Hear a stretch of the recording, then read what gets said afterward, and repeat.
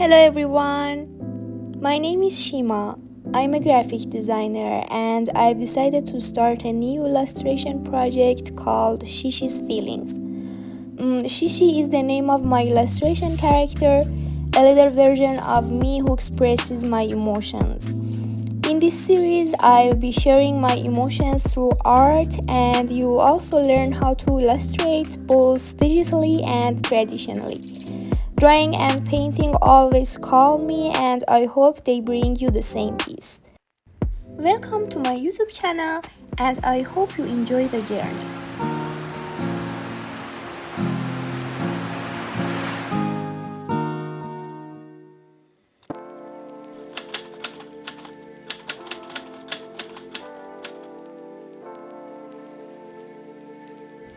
I always start by sketching my ideas on paper.